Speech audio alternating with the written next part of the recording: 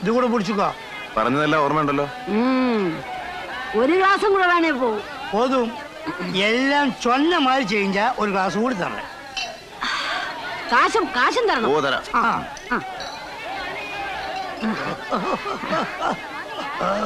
കള്ള ചടവാക്കോ? എന്ത് തന്നെയാലും വരെ മോന്റെ മോളല്ലേ. ഏയ് ഒരു സ്മോൾ കടച്ചാ இந்த കിളവി സ്വന്തം ബന്ധമൊന്നും പാക്കാതെ നീங்க പാരുங்க. നിർത്ത. എന്താ മുത്തിയമ്മേ, ഇന്ന് കാലത്തിനെ പൂശിയിട്ടുണ്ടല്ലോ. ഞാൻ പൂശുക വരട്ടുമൊക്കെ ചെയ്യും. നീ ഇത് കണ്ടോടി?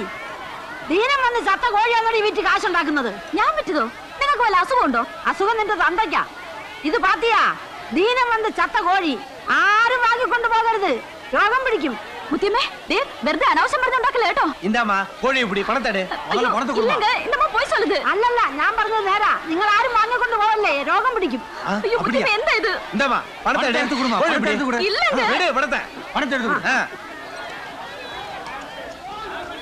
കോഴി വാങ്ങ വാങ്ങ. നല്ല കോഴി, നല്ല ഇറച്ചി കോഴി.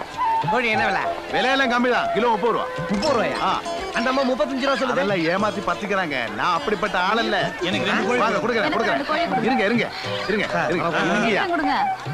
ஒரு கிலோ போடுங்க. என்ன கொஞ்சம் அனுப்பிச்சிருப்பா. சீக்கிரம் சார். நல்ல கோழியை பார்த்து போடுப்பா. பாருங்கம்மா, இதெல்லாம் இந்த ஊர் கோழியே இல்ல, வெளியூர்ல இருந்து கொண்டு வந்திருக்காங்க. நமக்கு போடுங்க சார்.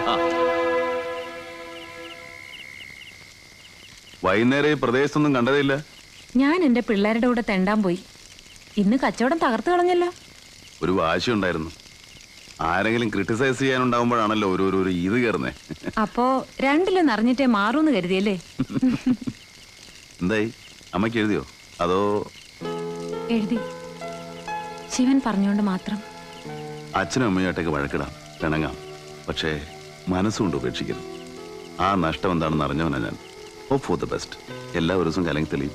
അതെ, ഇപ്പൊ എനിക്കെന്തോ വിശ്വാസം തോന്നുന്നു.